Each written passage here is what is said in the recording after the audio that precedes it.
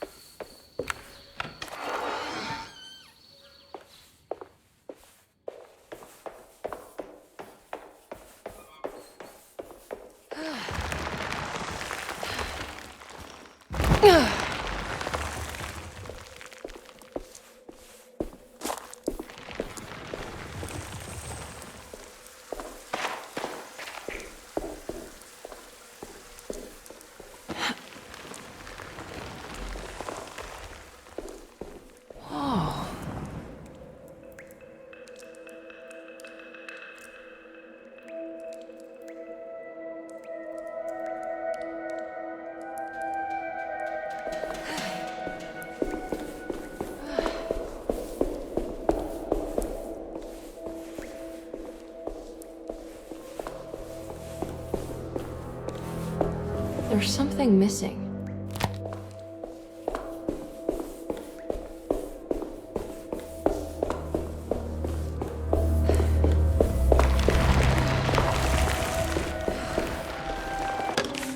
The great library was endless, beautiful, and terrible. An Akashic record for the universe inside the mind of Jeremy Hartwood, now corrupted by a story forced upon him, told by a maniacal liar, an evil conjured by science and secrecy. I will suspend a room and lock away the foundation of his character. Its key will be left to the librarian, the only thing invisible to the prowler.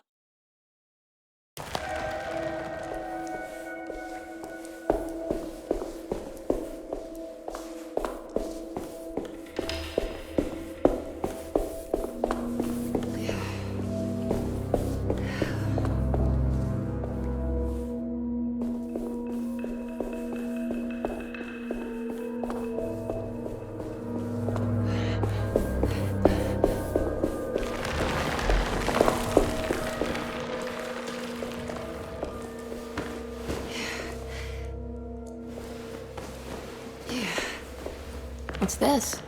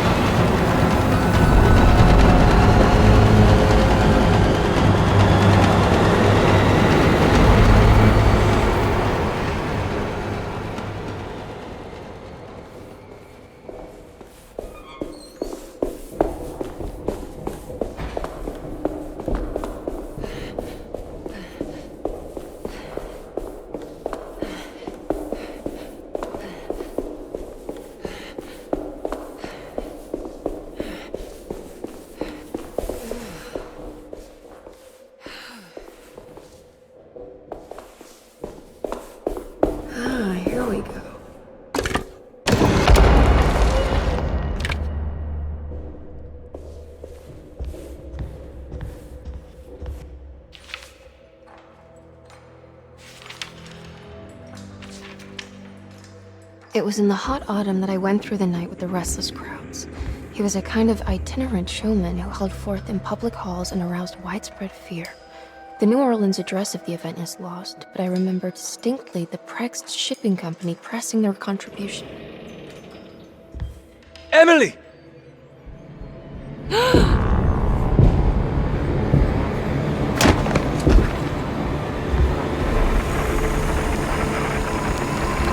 no. I hope you found what you were looking for, Emily. I fear there is no going back. He's in my head, Juan. His breath replacing mine. You should not have come, Emily.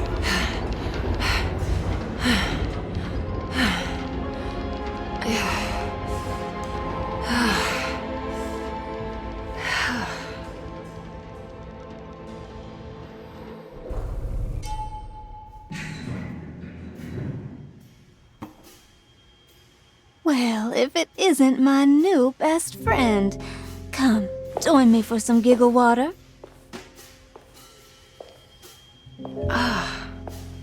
Ruth? Oh, Miss Hartwood, don't tell me you've been out swinging without me. Ruth, what is this place? Where are we?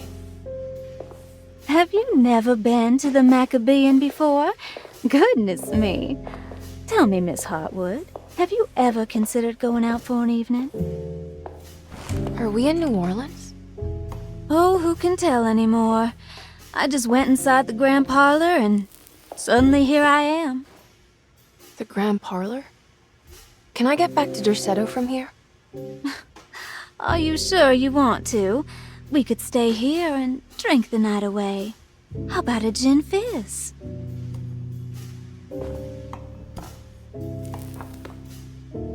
If this is New Orleans, maybe I should go further. Find that magic show the book was talking about. But there was no address, just Prext Shipping Company. Oh, is this about where Jeremy met the Dark Man? How do you know about that? Jeremy talked a lot about the Dark Man. I always felt a bit envious. How so? If an all-powerful entity showed me any interest, I'd at least hear him out. I'm sure he has plenty to offer. I don't think you'd want that, Ruth. We're too sweet for such darkness. Oh, please. What kind of blue nose do you take me for? I relish the darkness. I think it suits me.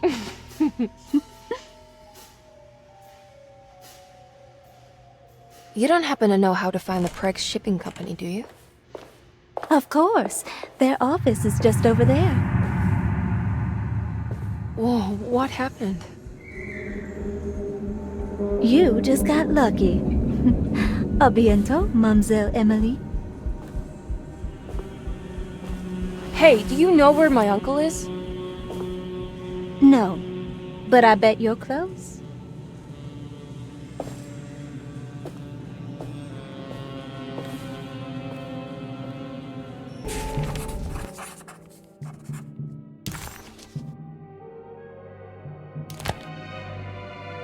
It was in the hot autumn that I went through the night with the restless crowds to witness the enigmatic Black Pharaoh.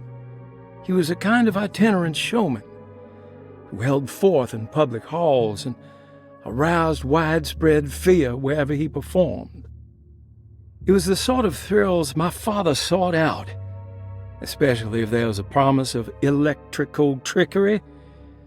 The Nolan's address of the event is lost, but I remember distinctly the Prext Shipping Company pressing their contribution in the morning papers. There were rumors of an Egyptian sarcophagus being a part of the act, something which kept me wondering how they had carried that up the seemingly endless stairs.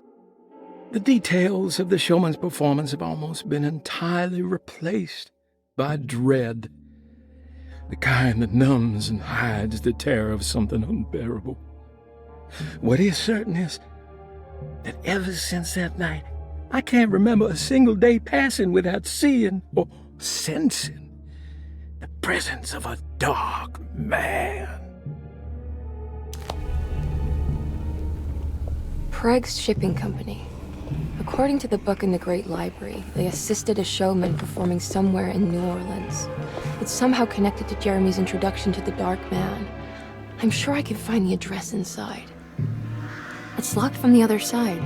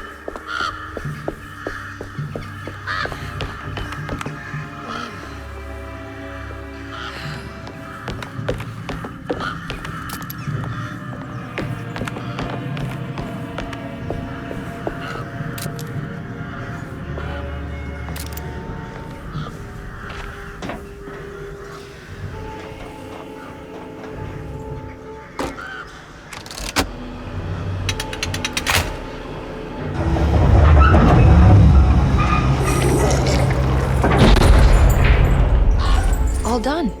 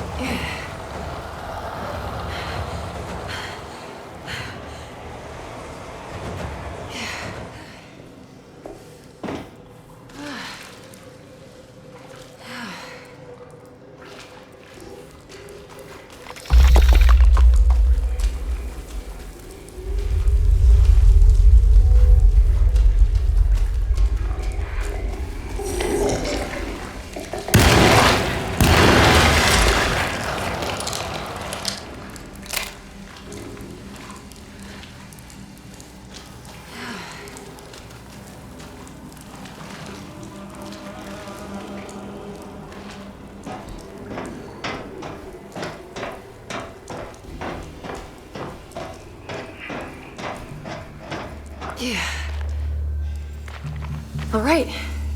I made it inside the warehouse. Now let's find that address.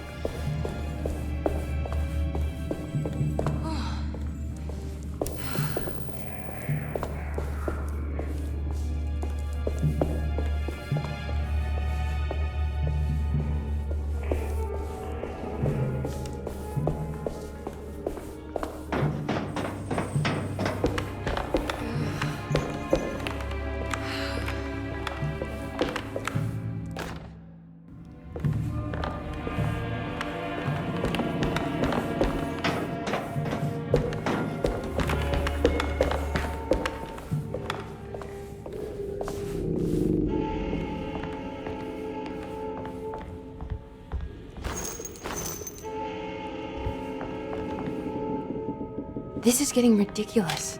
I mean, I'm not complaining.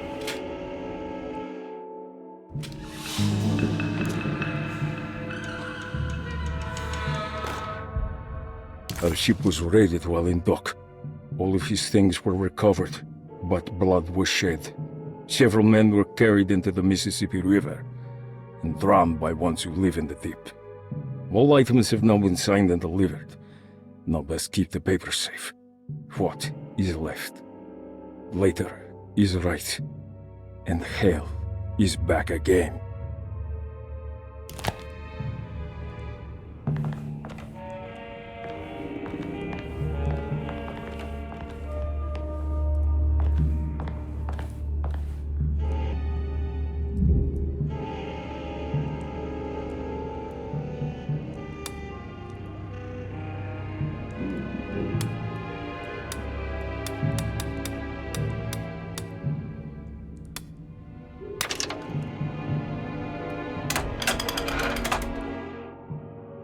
Cargo Manifesto, September 19th, 1892.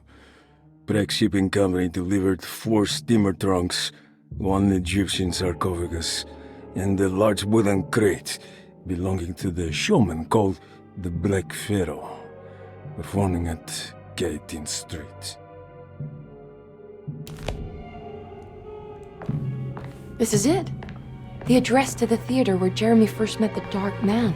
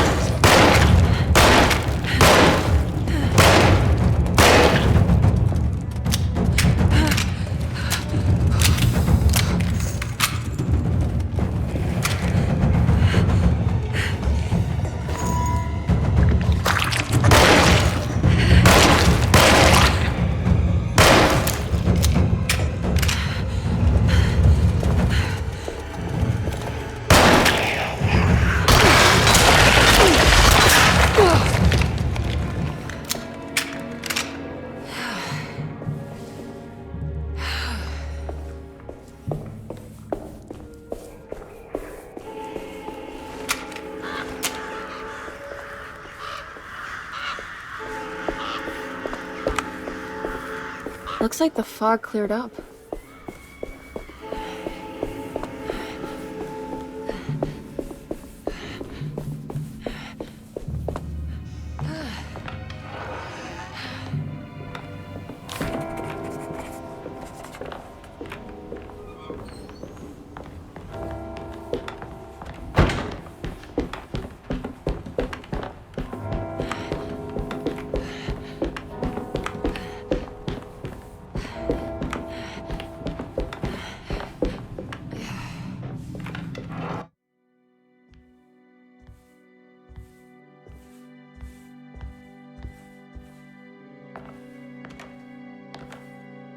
You shouldn't have come.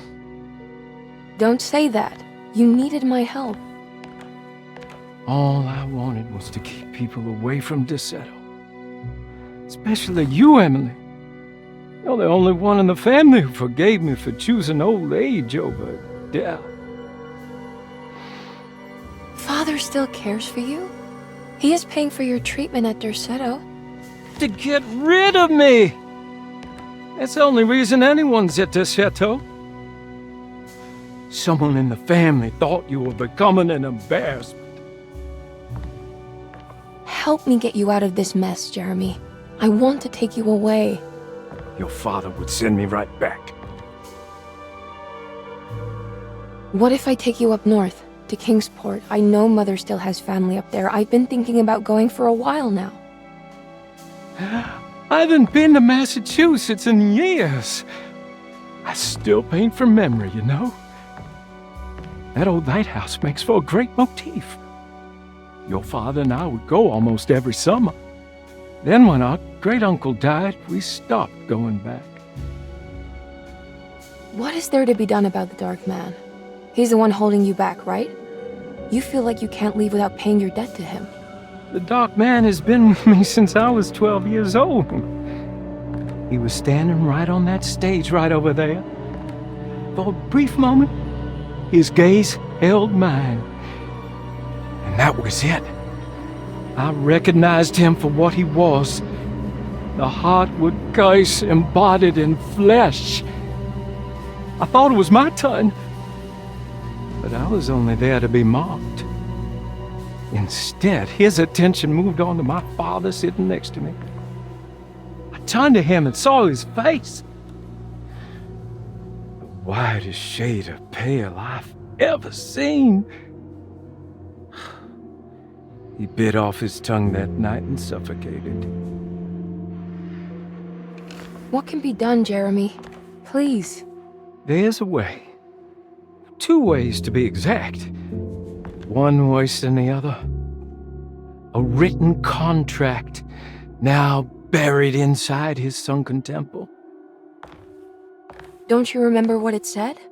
I don't want to. Try, Jeremy. What did the contract say? No, we can't. We can't let Wallen suffer that blight. I have to make this sacrifice. What are you talking about? Is this the thing from the bayou? Juan said something.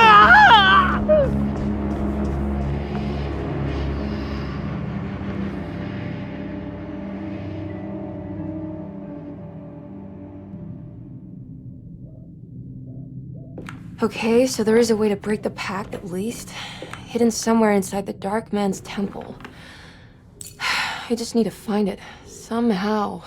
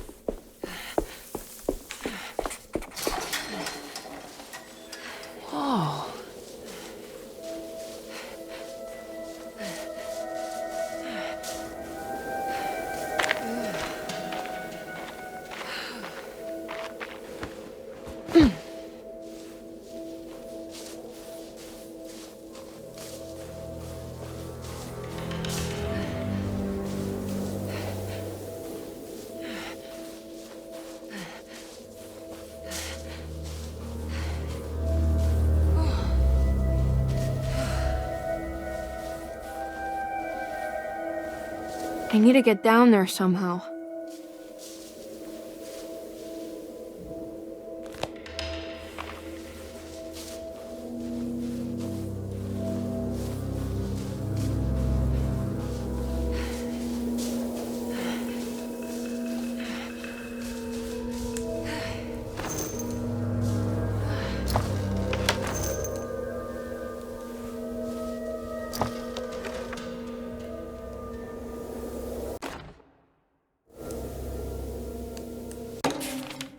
The Temple of Nephron-Ka lies under our camp. Despite all efforts, that unholy site did not collapse, but sink beneath the sand. The pharaoh is long dead, his name meticulously stricken from all ancient writing. But that stage meant for blood and terror remains. The temple is said to be lightless, built to harbour all the haunters of the dark found in the very depths of our universe. Calling on the gods meant creating a bridge between our world and theirs. The terrible Aldebaran of Taurus, the Black Sun, was seen as the most important star in the night sky, because, according to the Kitab al-Azif, it was said to be the home of that crawling chaos known as Nyarlathotep. Through ancient mechanisms, it was said that the priests could open shafts channeling the light emitted by that strange stone called the Shining Trapezohedron. Several streams pooled together above the statue of that dark man would then be sent through space towards the Black Sun, a message to the gods. The gifts bestowed on the sender are completely undocumented, but often assumed to involve dark blood pacts, where souls are traded for malicious miracles.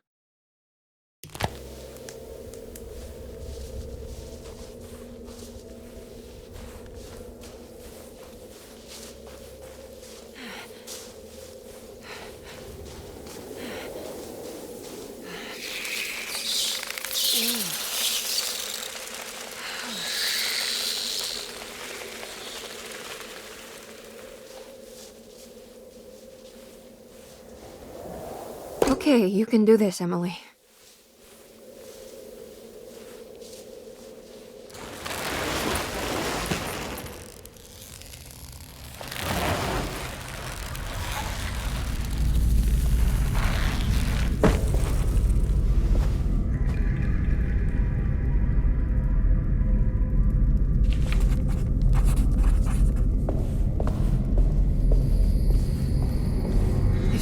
In a dream, but as a shallow pit of darkness.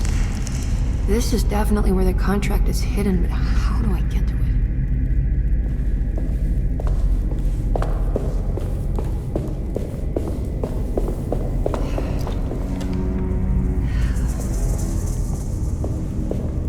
It's the constellation Taurus. The big star is Aldebaran. It's something to do with the Dark Man.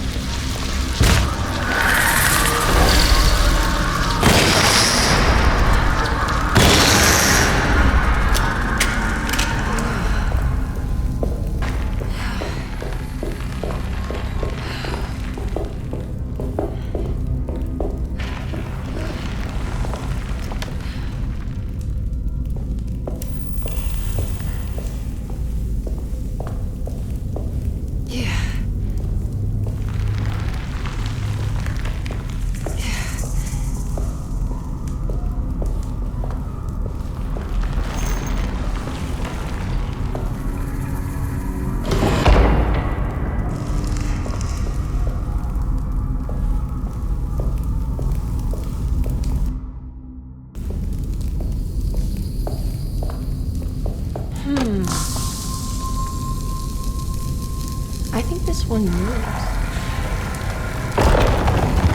It worked.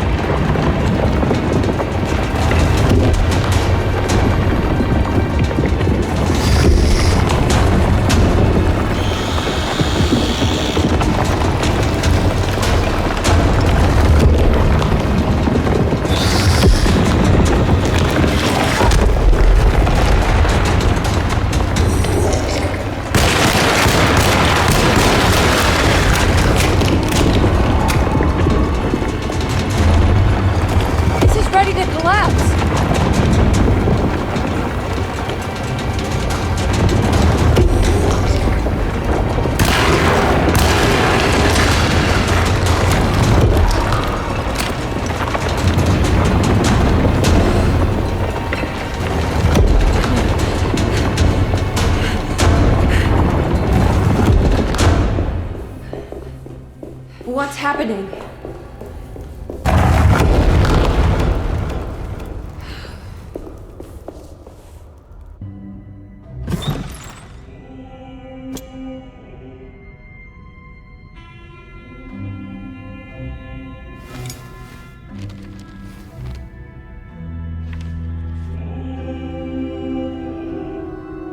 Acknowledge psychological trauma, break through the barriers of self-deceit, temper manic behavior. Is this it? Is this the contract?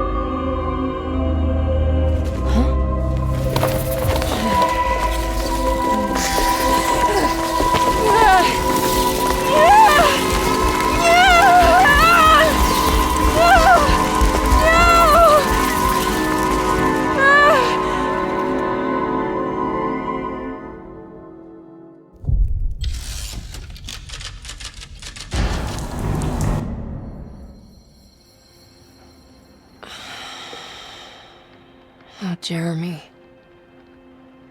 How much pain and suffering you could have prevented. Emily? What are you doing? Detective, how is your investigation going? Well, I still have no clue where Jeremy is, but I think I know why he's hiding. This place is full of lunatics planning to perform some kind of ritual tonight. Well, that sounds ridiculous. Or rather would have just a day ago. It gets worse. I have reason to believe they killed anyone who didn't want to go along with the plan. Detective, have you encountered any monsters tonight? I just told you, I think they killed people. Beauregard, the author, Perosi, the singer, Mr. Waits, the clerk, Mr. Chance, the gardener, they're all missing. No, I mean, have you fired your gun tonight? Of course not. They wouldn't just kill outsiders like that. It would bring too much attention.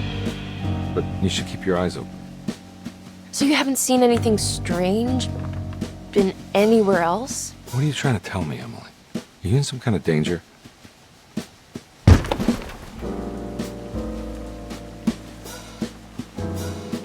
Let me drive you back to New Orleans. I think I have enough. You know, at least get the police to take a look at this case. No, I'm fine. Thank you, Detective. I'll find your uncle, Miss Hartwood. Just stay out of trouble.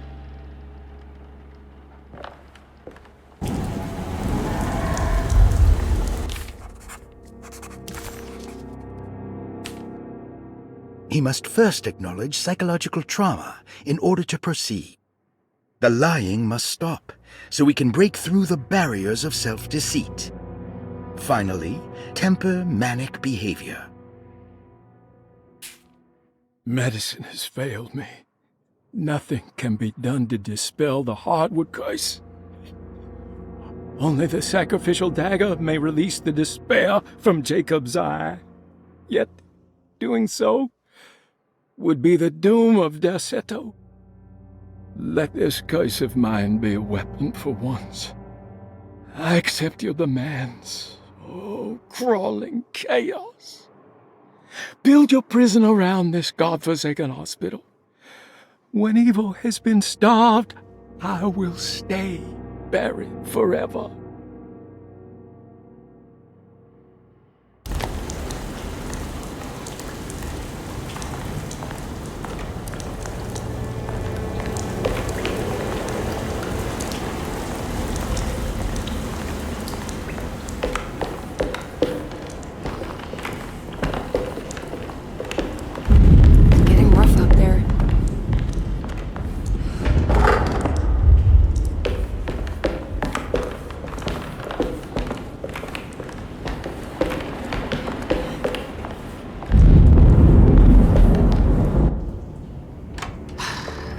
Just get rid of Jeremy, everything will go back to normal. That reminds me. I saw Miss Emily earlier. You remember her? You know she's Jeremy's niece. She's looking for him. That's right. She's helping us, in her own way. As long as she don't stand in the way of the mother of 1,000 young. I don't think she knows or cares about that. She just here for Jeremy. I've been more worried about that Detective Carnby fella. He's been snooping around asking all kinds of questions. God, it hurts. I wish you would stop doing that. Gives me the heebie-jeebies.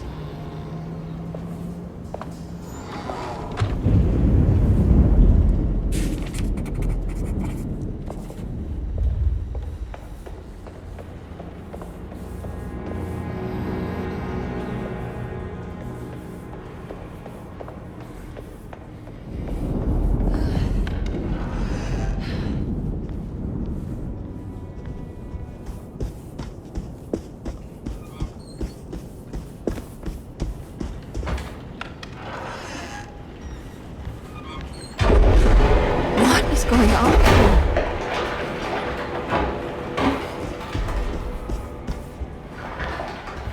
It's blocked.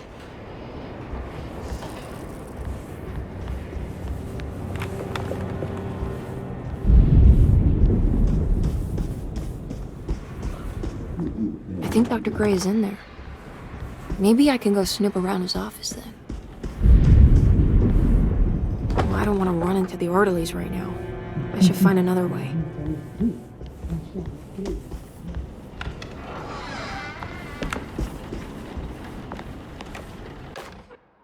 Lunacy and the Astarte Artist Colony, a monograph by Yael Klein. In early 1909, the old Derceto plantation outside of New Orleans was turned into an artist's colony. 3 famous European artists rented the house and the surrounding land from the owner, the Ledoux family.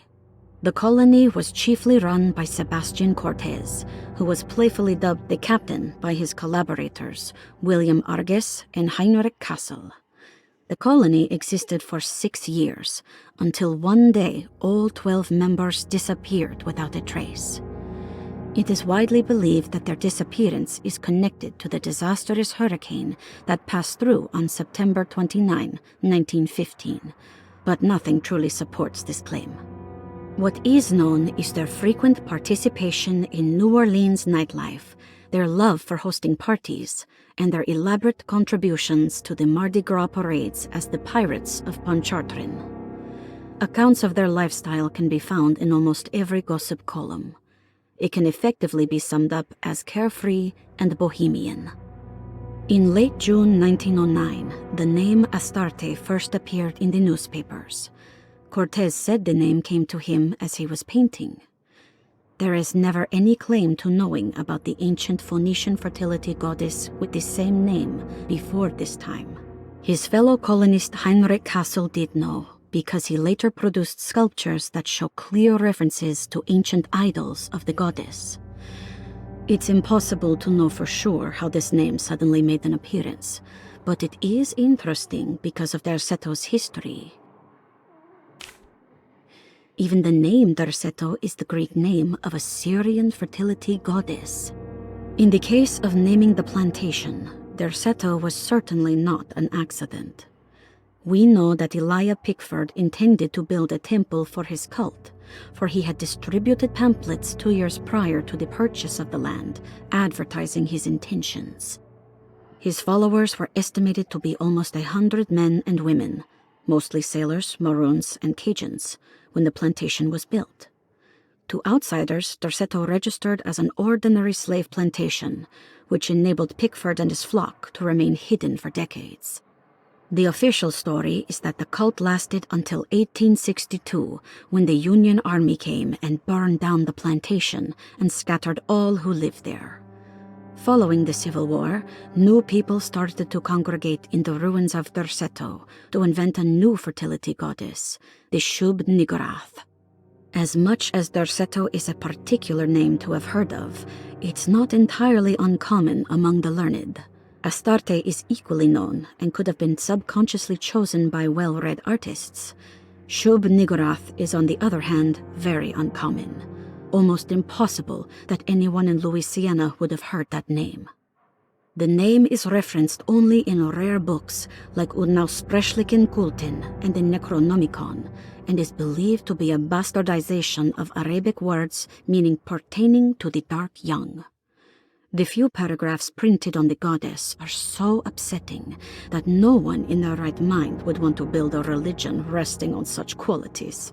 The Shub Niggurath cult was hard to get rid of, but it is believed that despite the police jailing and killing several cultists over the years, the main culprit in the cult's demise is the cult itself, which seems to line up with every instance of cult activity on Derceto's grounds. When Captain J.W. Norton of the Union Army arrived, he described the people at Derceto as malnourished and maniacal. As much as the army tried to save them, they fought back with fervor, as if nothing was going to stop them from slowly destroying themselves. While the disappearance of the Astarte artist colony remains a mystery, the recurring motif seems to suggest that their fate involved lunacy and a hunger for self-sacrifice to that fertility goddess with 1,000 names.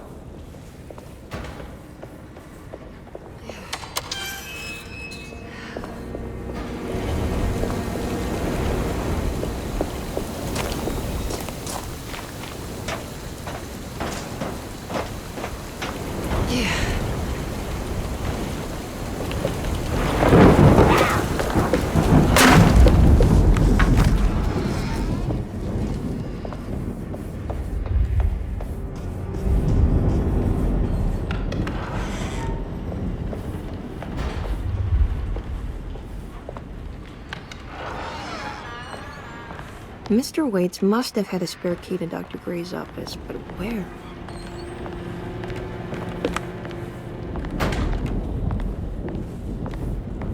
I don't know the combination. Wait, maybe I do.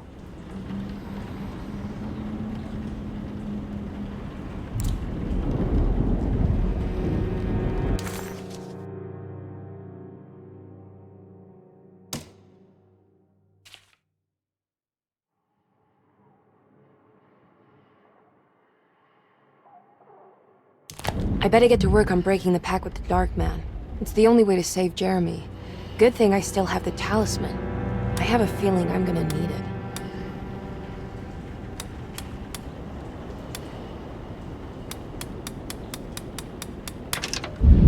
It worked!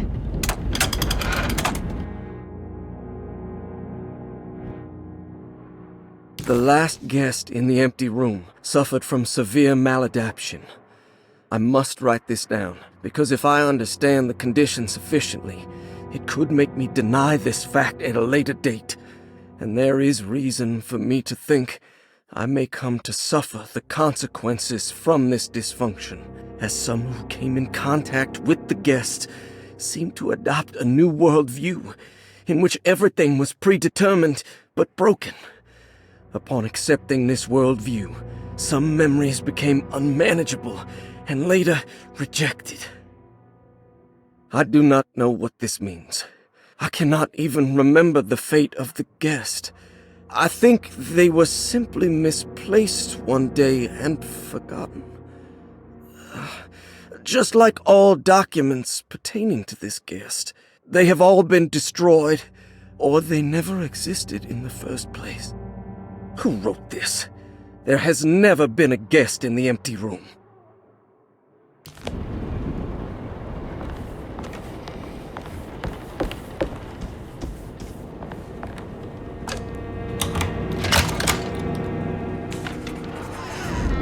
Here we are, Dr. Gray's office. Now let's see if we can find some answers. I have finished tidying up Miss Beauregard's belongings. I will leave it to you to contact her agent and have them collect her things. I found one of Grace's drawings she might want back, along with this key in her room, which I believe you've been looking for. Mrs. Thompson.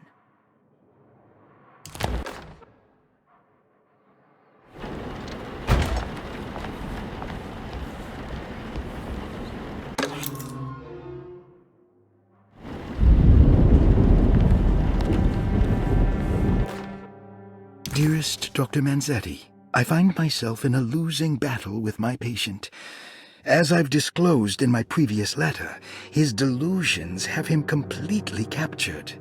It's bad enough that he is torturing himself with paranoia, but his madness turns out to be quite persuasive to others, effectively laying the ground for mass delusion. I am writing to you in hope that you can give me some guidance. Beyond my ambition to avoid devastating surgery on my patient, I have grown worried about my own defenses. The words of my patient are deranged, yet they often resonate with something primitive within me. I have tried photographing his brain with X-rays. It was surprisingly difficult to get good results. Dark blotches on the plates kept obscuring all details. My patient looked at the bad plates and cried out in terror, telling me the dark areas was the shadow of the worm, eating him from inside. I could not see anything out of the ordinary. I hope this is a sign that my mind is not as receptive to the madness as I had feared. After further inquiry, my patient described the shadows inside his mind as some kind of chthonic monstrosity that wants to undermine his sanctuary. This is clearly a reference to a place he calls Teroea, a sort of library or convent that works as a psychological haven. With this imaginary haven threatened by this Chthonian, he has now constructed another, less pleasant hiding spot. Lately, he has been bringing up a metaphor of a steamboat that has run aground, that he feels like he needs to start the engines and reverse, but he is afraid that the hole in the hull would cause the whole ship to sink. I've been watching him turn this metaphor into reality for the last week. He knows it's made up, but he is doubling down, trying to make it a real memory. I feel certain that this is my chance to break through the barriers of his self-deceit.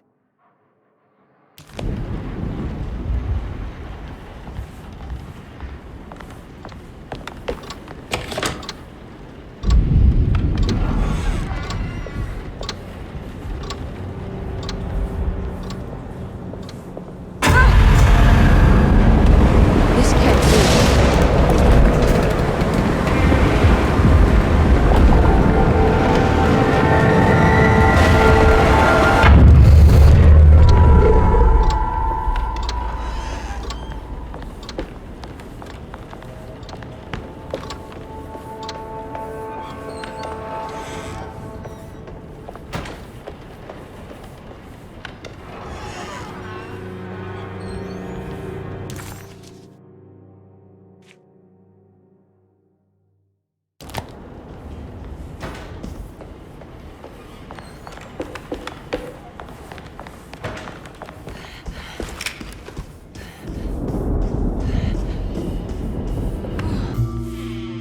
Hey, little lady, how's your evening been going? Ups and downs, I suppose. I hear that. We all live in the life of an elevator operator. Are you alright, sweetie? Do you want to see my mask, miss? I'm making it for St. John's.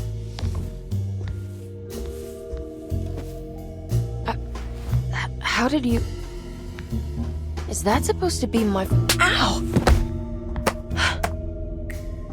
You should learn your place, little girl. Why are you acting this way? What did I ever do to you?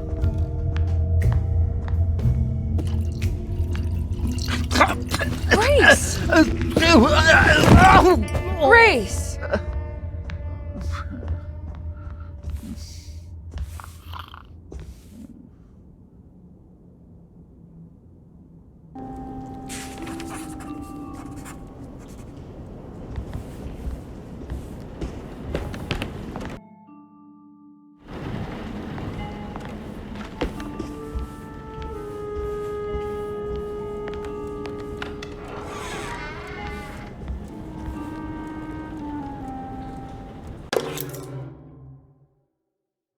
I'll just borrow these. At least he's breathing. I'll just let him sleep it off. There's something missing.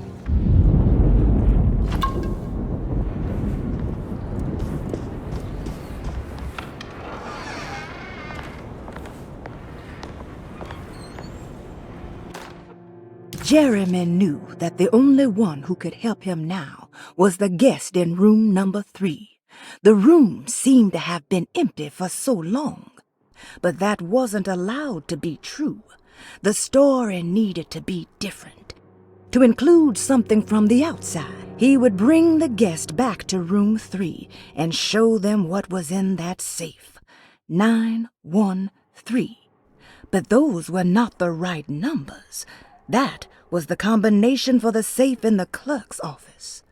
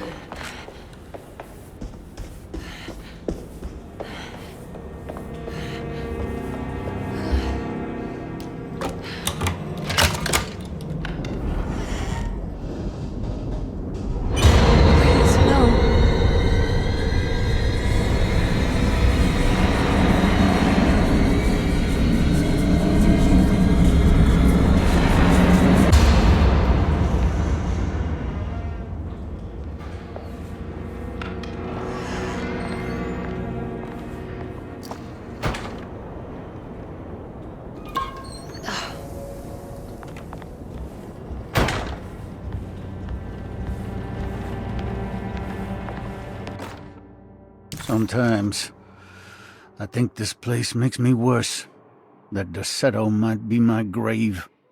A coffin made of ostentatious architecture. A Taj Mahal for the drunken depressed. There's something about Derceto. Something about Dr. Gray. Like we all pretend that we're here to get better, when in fact we are here to be forgotten.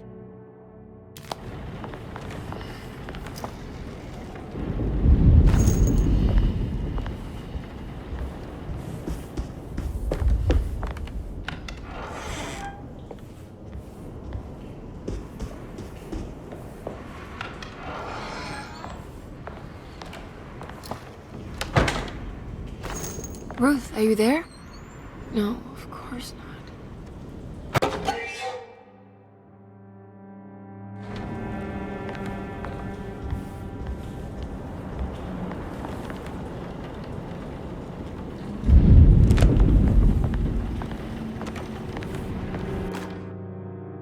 Castle built the zoetrope as an exercise in animation. He is very interested in moving pictures and has even ordered an aeroscope camera for the colony.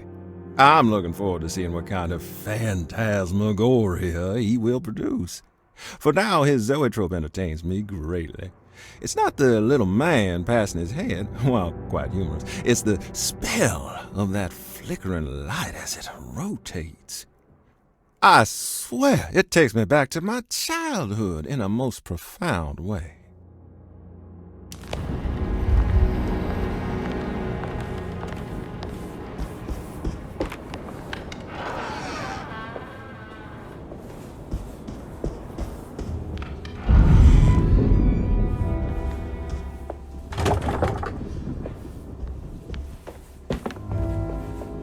What is going on here?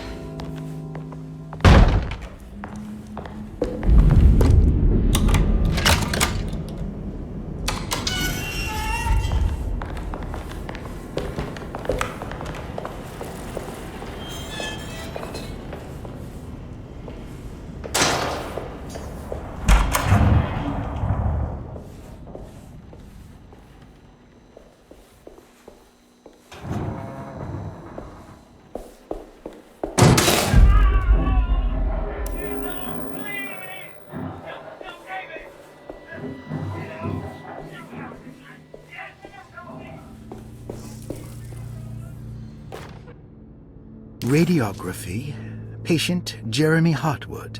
Date June 14, 1930. Plates. Jeremy's skull proved difficult to capture properly. Partial radiographs worked best. A complete picture of the brain can be assembled by piecing 3 plates together. Observations. Even when looking at an assembled version, a shadow covers significant parts of Jeremy's brain. Possible tumor, but more likely that the equipment is failing. Jeremy reacted strongly to the pictures and claimed to see a giant clay worm eating and displacing his memories. Notes. While this exercise has left me nowhere closer to an answer, I feel confident that a Burkhart lobotomy should sever all necessary parts.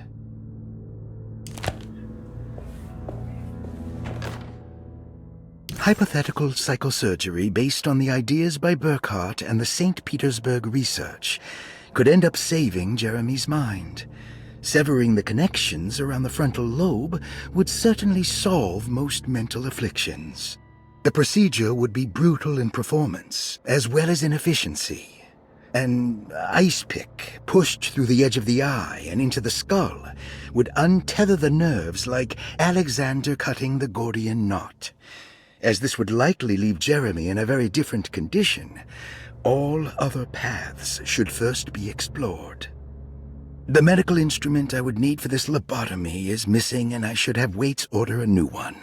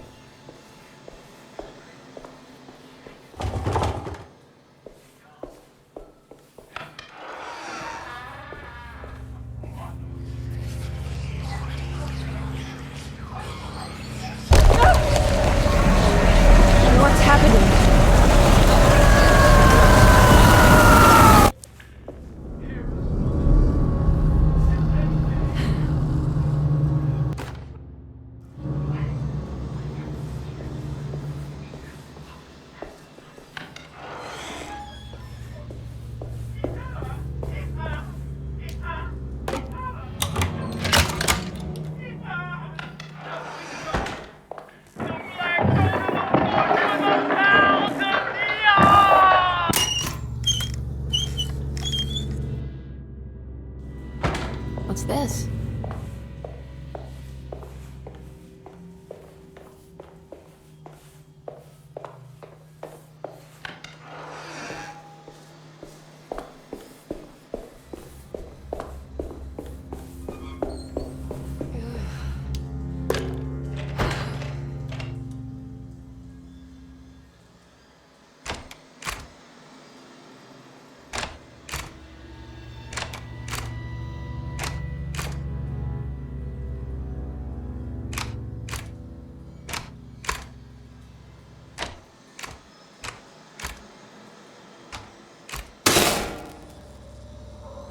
Oh, that's better.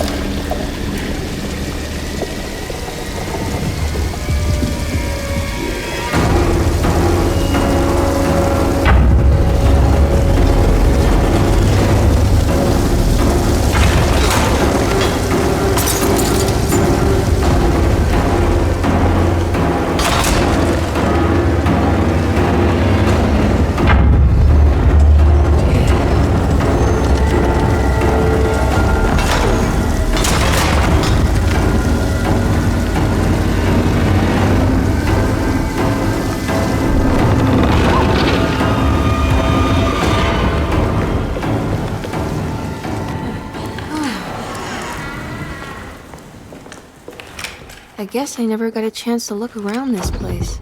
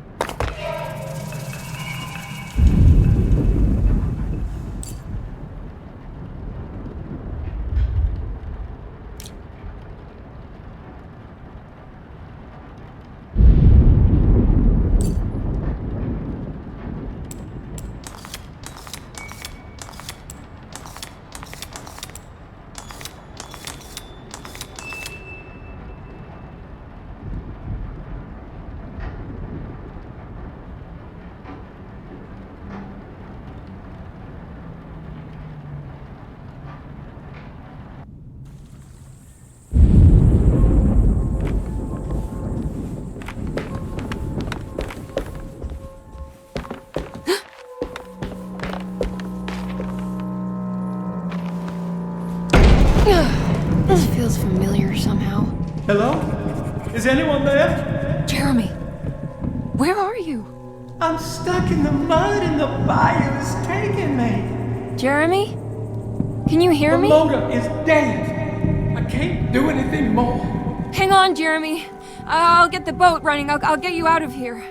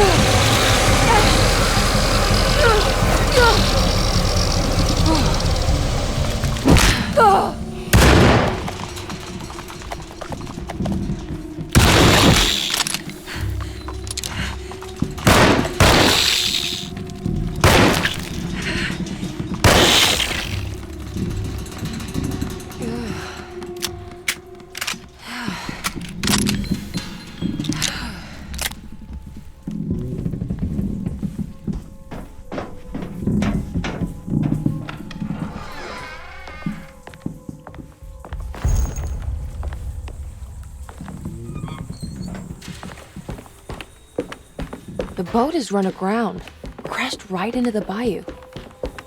If I get the motor running, I could try backing into the river.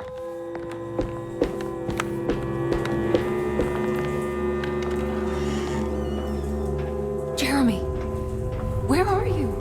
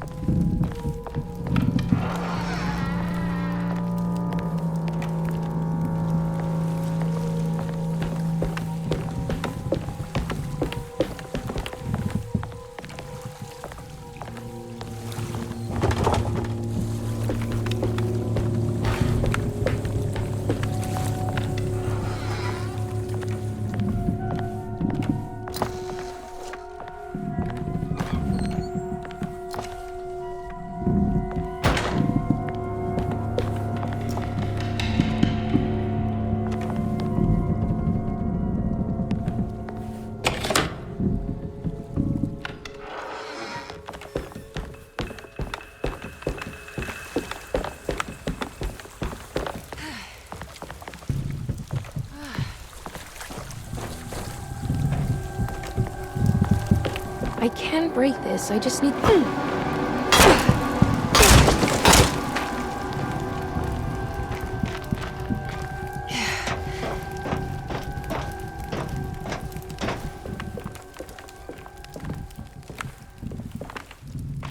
Yeah.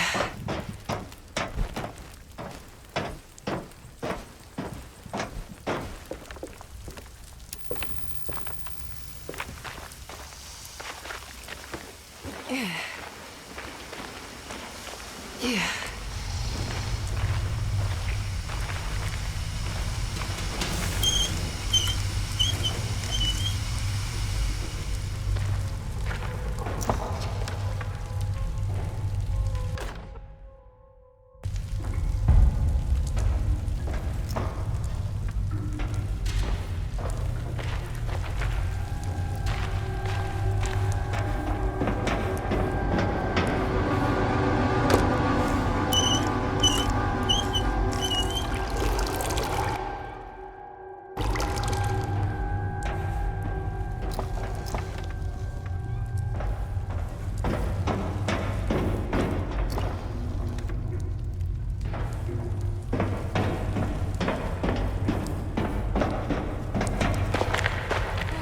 I think it just needs fuel to run.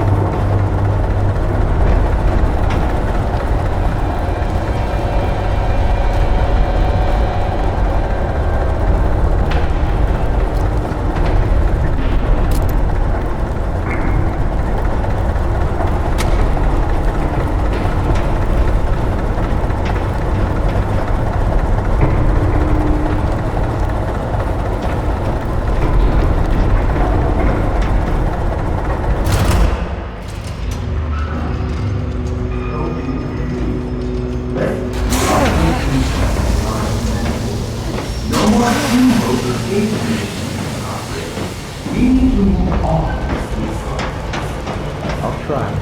Jeremy? Are you ready to tell me what's happening?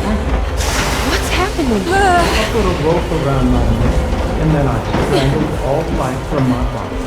Uncle! Are you under the impression that you died? Yes. No. I was supposed to die. What does that mean to you? That you were supposed to die? I'm the catalyst. I had to die to make the story happen. Story? What are you referring to, Jeremy? 30 years ago, Frederic needed me to die. Jeremy! You're not making any sense, Jeremy. Come back. Find your focus. Uncle? I cheated everyone. I didn't play my part. I escaped my doom. Destiny! Again, find your focus. Jeremy! Now everything is wrong. Nothing is in place. Hey, listen to me! We're gonna drown! Calm down, Miss Hartwood. You're not in any danger. But... Jeremy... He was here, wasn't he? Miss Hartwood, I am beginning to suspect your family curse is catching up with you. Have you ever talked to a doctor about your condition? No. No, I was just confused. I thought I saw him for a moment. I'm fine. I'll let you be. Miss, I want you to know I'm here to help, if you need me.